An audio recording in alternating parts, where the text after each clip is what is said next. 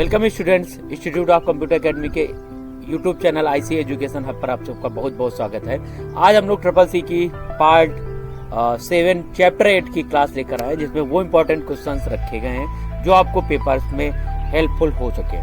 और एक ही क्लास से आप लगभग चैप्टर 8 को पूरा कैसे कवर कर सकते हैं उसके बारे में बात करेंगे। आइए आज की क्लास को स्टार्ट करते हैं बिना देरी किए, फटाफट स्टार्ट करते हैं। क्वेश्चन नंबर 1 आपकी स्क्रीन पर। अभी तक जिन लोगों ने चैनल को सब्सक्राइब नहीं किया, अगर आप न्यू स्टूडेंट्स हैं चैनल को सब्सक्राइब कर लें, जिससे कि आपको डेली शाम को 8 बजे लाइव क्लासेस ज्वाइन करने का मौका मिल सके। डेली जो स्टूडेंट्स क्लास को ज्वाइन करते हैं, आपको क्या करना है, सिंपल लाइक वाली बटन पर प्रेस करना है और वीडियोस को आगे कंटिन्यू लास्ट तक देखना है।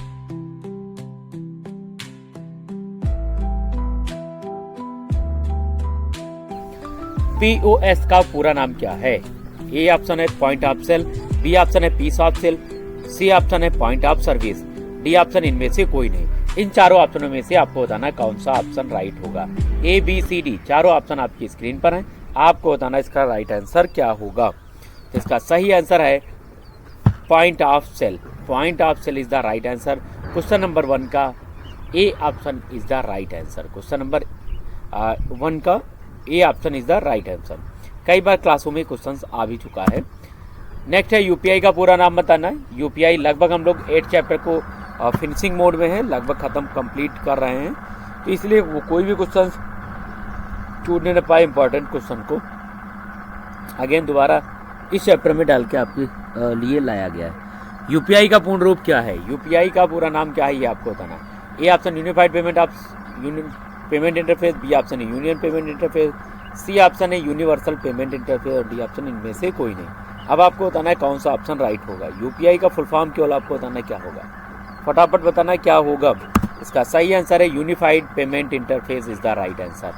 यूपीआई का full form A option is the right answer. Unified payment interface is the right answer. Question number 2 का right option A option is the right answer. Next, बैंकों में चेक का निस्तारण करने के लिए किस तकनीक का उपयोग किया जाता है? बैंकों में चेक का जो निस्तारण है वो करने के लिए किस तकनीक का उपयोग किया जाता है? ए ऑप्शन है MICR magnetic ink character reader, B option है OMR optical character reader, C option है OMR ऑप्टिकल मार्क रीडर और डी ऑप्शन मिल जाता है यहाँ पर बार कोड्स। अब इन चारों ऑप्शनों में से आपको बताना है कौन सा ऑप्शन राइट होगा। A B C D चारों ऑप्शन आपकी स्क्रीन पर हैं, आपको बताना है इनमें से राइट आंसर कौन सा होगा।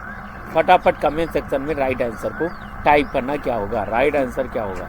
तो इसका सही आंसर मिल जाता है MICR magnetic ink character reader is the right answer. Question number 3 का राइट आंसर है A option is the right answer. Magnetic ink character reader is the right answer. Question number 3 complete हो चुका है। Question number 4,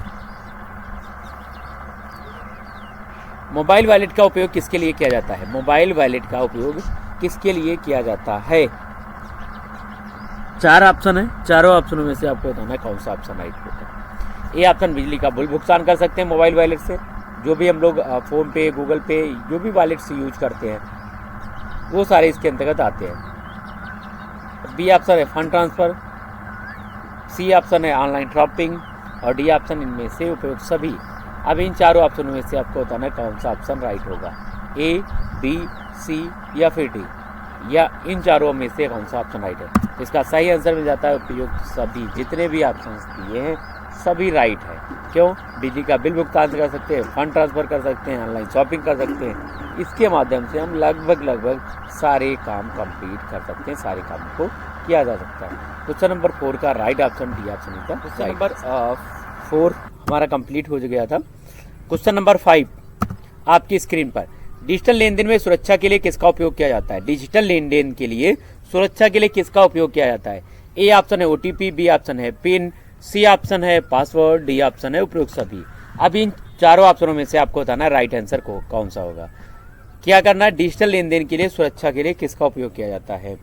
OTP का full form क्या होता है? One time password. B option है PIN, personal identification number, C option है password, D option है उपयुक्त सभी। इन चारों ऑप्शनों में से सभी ऑप्शन सही हैं। अब इनका बताना है इसको राइट आंसर कौन सा होगा। A B C D चारों का आपको ऑप्शंस मिल जाते हैं, इनका सही आंसर बताना क्या होगा। इसका सही आंसर है उपयुक्त सभी। 5 का D option is the right answer. D option उपयुक्त में से जितने भी ऑप्शन सही हैं सभी सही ऑप्शन है। क्वेश्चन नंबर 5 का D option is the right answer. Question number 6, bank passbook पर किसका विवरण होता है? बैंक पासबुक पर किसका विवरण होता है?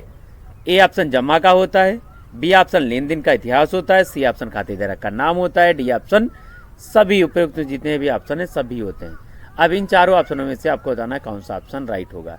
ए बी सी डी चारों ऑप्शन आपकी स्क्रीन पर, आपको बताना है कौन सा ऑप्शन राइट है। इसका सही आंसर है। फटाफट आज की क्लास में आंसर देंगे सभी स्टूडेंट, फटाफट आंसर देंगे, उतनी जल्दी हम लोग नेक्स्ट क्वेश्चन पर शिफ्ट करेंगे। ज़्यादा से ज़्यादा क्वेश्चन कवर करने की कोशिश करेंगे। प्रयुक्त में से सभी, जमा भी होता है, लेन देन भी होता है, खातेदार का नाम भी इसमें दर्ज होता है। तो यहाँ पर सभी ऑप्शन सही ऑप्शन है। क्वेश्चन नंबर 7, भारत में पहला एटीएम कब और कहाँ स्थापित हुआ? भारत में पहला एटीएम कब और कहाँ स्थापित हुआ आपको बताना है। ए बी सी डी चारों ऑप्शन आपकी स्क्रीन पर हैं, आपको बताना है कौन सा ऑप्शन राइट है। 1987 मुंबई, 1990 दिल्ली, सी ऑप्शन है 1985 कोलकाता, डी ऑप्शन है 1995 चेन्नई। इन चारों ऑप्शनों में से आपको बताना है कौन सा ऑप्शन राइट होगा। तो इसका सही ऑप्शन राइट हमें मिल जाता है 1987 मुंबई। 1987 में मुंबई में पहला एटीएम लगाया गया था। कहाँ लगाया गया था? मुंबई में। नेक्स्ट क्वेश्चन, IMPS सेवा कब शुरू हुई थी? IMPS सेवा कब शुरू की गई थी ये आपको बताना है। A B C D option है। A option 2010, B option 2012, C option इसमें से मिल जाता है 2014, डी ऑप्शन है 2015। इन चारों ऑप्शनों में से आपको बताना है कौन सा ऑप्शन राइट होगा। ए बी सी डी चारों ऑप्शन आपको बताना है कौन सा ऑप्शन राइट होगा।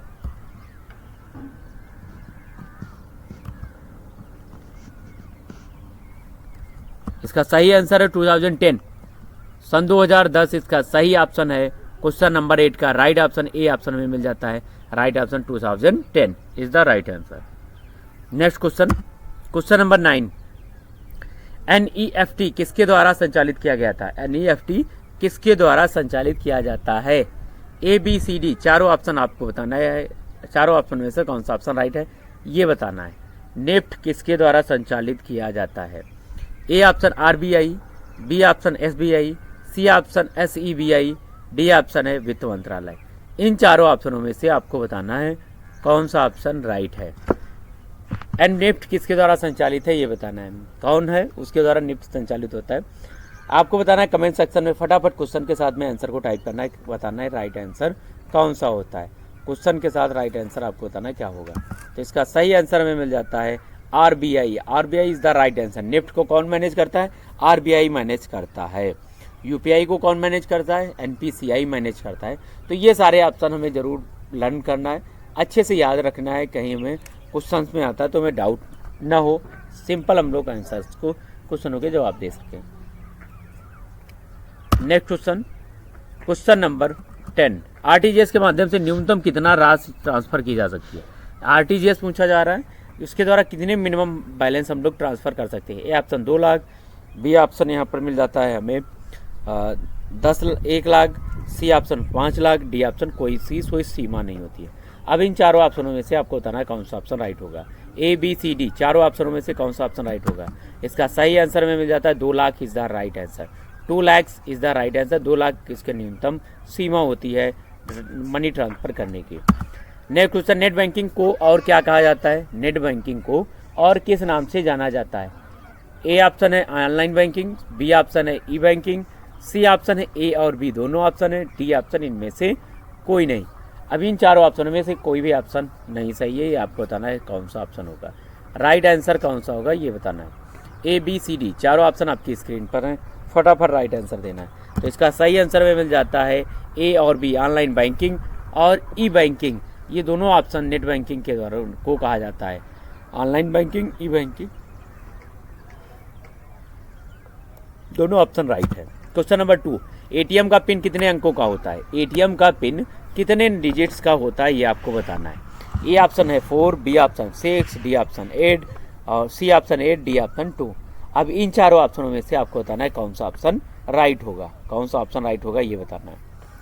ए बी सी डी चारों ऑप्शनों में से आपको बताना है कौन सा ऑप्शन राइट होगा। इसका सही आंसर में मिल जाता है 4। एटीएम में कितने पिन होते हैं? 4 पिन होते हैं। एटीएम कार्ड जब हम किसी भी मशीन में लगाते हैं तो उससे सब पे कौन सा पिन डालते हैं, कितने डिजिट का होता है? तो 4 डिजिट का पिन यहाँ पर डालने की ज़रूरत होती है। तो इसका सही ऑप्शन है 12 का A option is the right answer. Question number 30, debit card में सीवीवी अंकों कितना होता है? जो हमारा डेबिट कार्ड होता है उसमें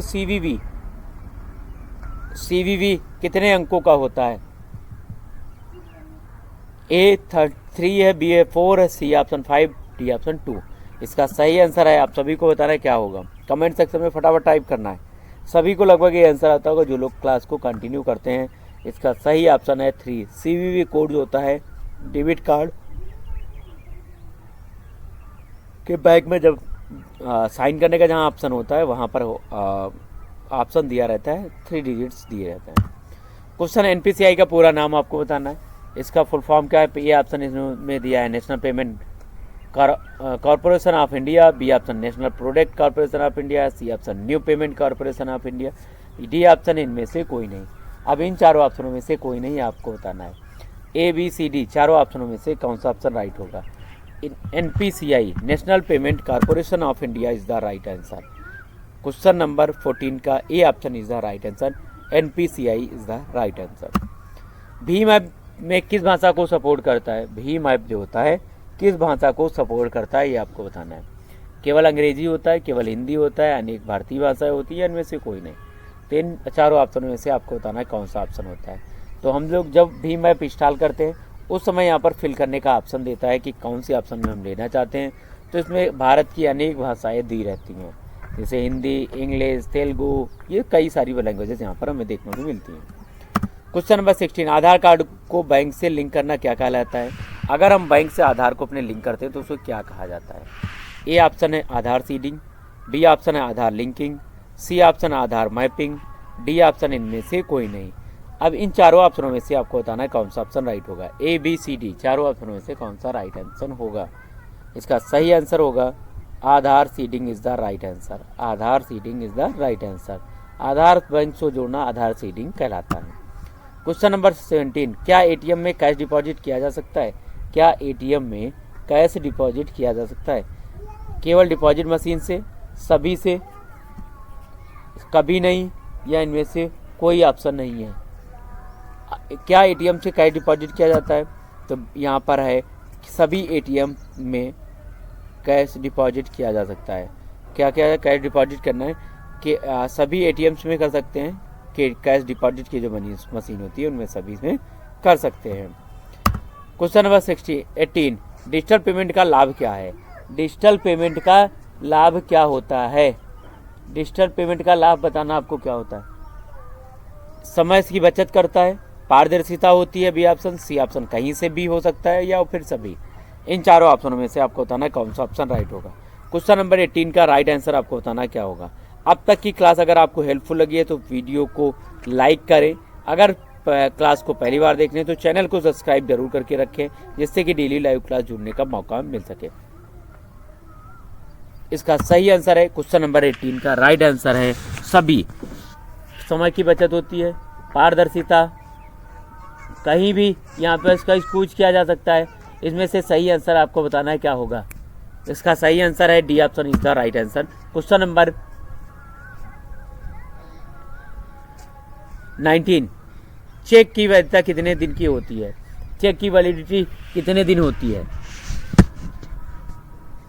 ए ऑप्शन है 3 महीने, बी ऑप्शन है 6 महीने, सी ऑप्शन है 1 साल 2 और डी ऑप्शन है 1 महीने।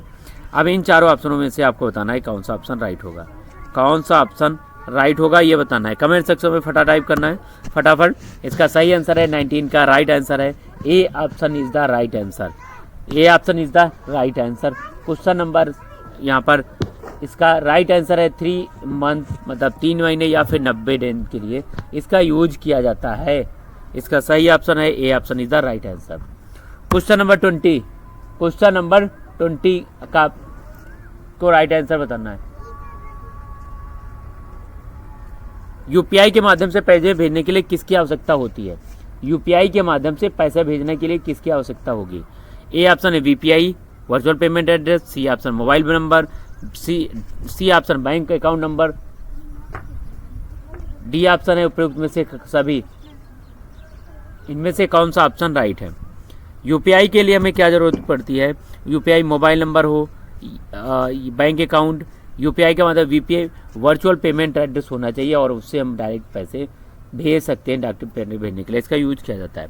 आज की क्लास में हम लोगों ने 20 क्वेश्चन को कवर कर लिया है। 10 क्वेश्चन को और फटाफट देखते हैं। फटाफट आपके सभी के आंसर्स आने चाहिए। जिन लोगों की क्लास छूट गई है वो एक बार जैसे क्लास खत्म हो जाएगी दोबारा वहाँ से डाउनलोड कर सकते हैं। क्वेश्चन नंबर यहाँ पर आपको मिल जाता है 21। इलेक्ट्रॉनिक फंड ट्रांसफर सबसे पुराना तरीका कौन सा है? इलेक्ट्रॉनिक फंड ट्रांसफर करने का सबसे पुराना तरीका क्या होता है? नेफ्ट होता है, आरटीजीएस, चेक या फिर आईएमपीएस। अब इनमें से सभी के फुल फॉर्म भी आपको याद होना चाहिए। अगर नहीं पता है तो यहाँ पर देख लेना है। इसका सही answer NEFT national electronic fund transfer, B option RTGS real time gross settlement, D option IMPS immediate payment system. इन तीनों ऑप्शनों में से आपको राइट आंसर बताना है। तो इसका सही तरीका है चेक। इलेक्ट्रॉनिक फंड अगर में ट्रांसफ़र करना है तो उसके लिए चेक का यूज किया जाता है। मतलब चेक का यूज सबसे पुराना तरीका का चेक है। अब तो हम लोग नेफ्ट, आरटीजीएस, आईएमपीएस सारी चीज़ें कर सकते हैं। Question number 22। मोबाइल बैंकिंग का मुख्य लाभ क्या है? मोबाइल बैंकिंग से हम लोग मुख्य रूप से क्या कार्य करते हैं? ए ऑप्शन है 24/7 आवर बैंकिंग, बी ऑप्शन सुरक्षित लेन देन, सी ऑप्शन कम शुल्क, डी ऑप्शन उपयुक्त सभी। इन चारों ऑप्शनों में से आपको बताना है कौन सा ऑप्शन राइट होगा। इसका सही ऑप्शन है उपयुक्त सभी। जो भी जितने ऑप्शंस दिए हैं इनमें से सभी ऑप्शंस राइट आंसर हैं। Question number 23। पैन कार्ड का उपयोग कहाँ होता है? पैन कार्ड का उपयोग कहाँ होता है? ए बी सी डी चारों ऑप्शनों में से आपको बताना है कौन सा ऑप्शन राइट है। पैन कार्ड का उपयोग टैक्स भुगतान के लिए होता है, बैंक खाता खोलने के लिए, निवेश करने के लिए, उपयुक्त सभी के लिए। तो इसका सही आंसर में मिल जाता है पैन कार्ड का उपयोग उपयुक्त सभी के लिए होता है। पैन कार्ड खाता खोलने और निवेश करने के लिए इन सभी ऑप्शनों के लिए इसका यूज किया जाता है। क्वेश्चन नंबर 23 का राइट आंसर है D option is the right answer. Next question, question number 24। Digital हस्ताक्षर का उपयोग किस लिए किया जाता है? डिजिटल जो साइंस होते हैं डिजिटल साइन का यूज किस लिए किया जाता है? पहचान सत्यापित करने के लिए, मनोरंजन के लिए, टाइपिंग के लिए, या फिर इनमें से जितने भी ऑप्शंस हैं इनमें से सभी के लिए। अब आपको बताना है इनमें से कौन सा ऑप्शन या इनमें से कोई भी नहीं। तो डिजिटल हस्ताक्षर के लिए पहचान सत्यापित करने के लिए, पहचान सत्यापित करने के लिए डिजिटल साइन का उपयोग किया जाता है। आजकल सभी डॉक्यूमेंट्स में डिजिटल साइन अब आने लगे हैं जिससे कि पहचान सत्यापित करना आसान हो गया। Question number 25। क्या क्रेडिट कार्ड के लिए बैंक से पैसे जमा होने चाहिए? क्या क्रेडिट कार्ड के लिए हमारी बैंक में पैसे जमा होने चाहिए? ए ऑप्शन हाँ, बी ऑप्शन नहीं, डी सी ऑप्शन है केवल फिक्स डिपॉजिट होना चाहिए, डी ऑप्शन इनमें से कोई ऑप्शन नहीं। अब इन चारों ऑप्शनों में से आपको बताना क्या है? एक हाँ, नहीं, केवल फिक्स डिपॉजिट। इन चारों ऑप्शनों में से आपको बताना है कौन सा ऑप्शन राइट होगा।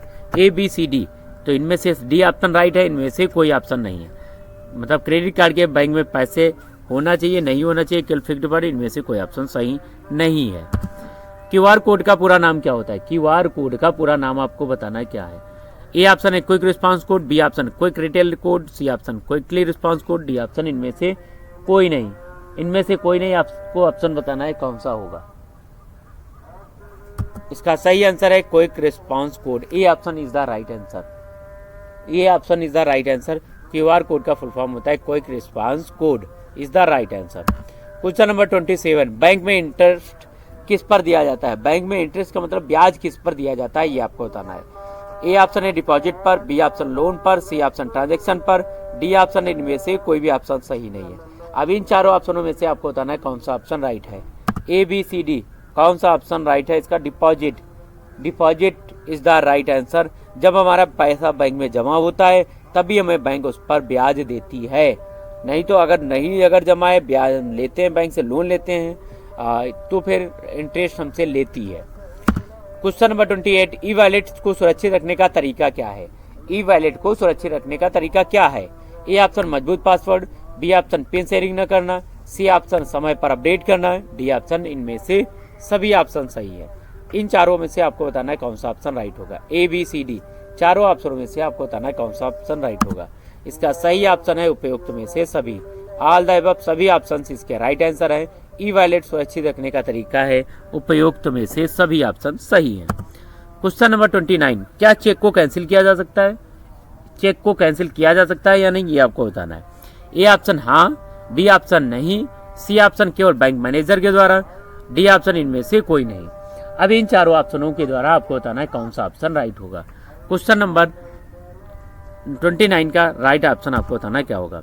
इसका सही आंसर है हाँ। क्या आप चेक को कैंसिल किया जा सकता है? बिल्कुल चेक को कैंसिल किया जा सकता है। चेक को कैंसिल किया जा सकता है। अगर मैं पेमेंट नहीं करना है तो चेक को हम कैंसिल कर सकते हैं। क्वेश्चन नंबर 30, आज की क्लास का last question, question number 30, digital financial का उद्देश्य क्या है? डिजिटल फाइनेंशियल का उद्देश्य क्या होता है आपको बताना है। ए ऑप्शन यहाँ पर बताना है आपको क्या है, लोगों को डिजिटल बैंकिंग सिखाना, बी ऑप्शन है नगद लेन देन करना, सी ऑप्शन है बैंक बंद करना, डी ऑप्शन इनमें से कोई नहीं। डिजिटल वित्तीय साक्षरता के लिए इसका उपयोग किया जाता है, डिजिटल फाइनेंशियल लिटरेसी के लिए। ये ऑप्शन लोगों को डिजिटल बैंकिंग बनाना, नगद लेन देन करना, बैंक बंद करना, या फिर इन चारों ऑप्शनों में से आपको बताना है कौन सा ऑप्शन सही है। तो इसका सही आंसर हमें मिल जाता है लोगों को डिजिटल बैंकिंग सिखाना। लोगों को डिजिटल बैंकिंग, आजकल बैंक अपने अलग अलग प्रोग्रामों के तहत डिजिटल फाइनेंशियल लिटरेसी प्रोग्राम चलाती है, जिससे कि बैंकों की जानकारी लोगों तक हो और बैंक आसानी से यूज करना, अपने तरीक़ों से अपने लिए यूज करना वो लोग सीख सकें। आज की क्लास में हम लोगों ने 30 क्वेश्चंस को कवर किया है। 30 क्वेश्चंस में वो सारे इंपॉर्टेंट क्वेश्चंस को रखे थे जो आज की क्लास में एग्जाम के लिए आपको बेनिफिट्स जिनसे मिल सकता है। ए ऑप्शन, बी ऑप्शन, इन चारों ऑप्शनों में से आपको चूज करना होता है कौन सा ऑप्शन राइट है। तो क्वेश्चन नंबर 13 का राइट आंसर में मिल चुका है ए ऑप्शन। आज की क्लास में हम लोग इतने ही क्वेश्चंस को रखेंगे। कल की क्लास में हम लोग लास्ट क्वेश्चंस क्लास लेकर आएंगे। चैप्टर 8 की कोशिश करेंगे लास्ट क्लास आप लोगों के देने की, और उसके बाद हम लोग चैप्टर 9 की स्टार्टिंग कर देंगे। आज की क्लास में इतना ही। कल की क्लास में फिर मिलते हैं, तब तक के लिए जय हिंद, जय भारत, गुड नाइट।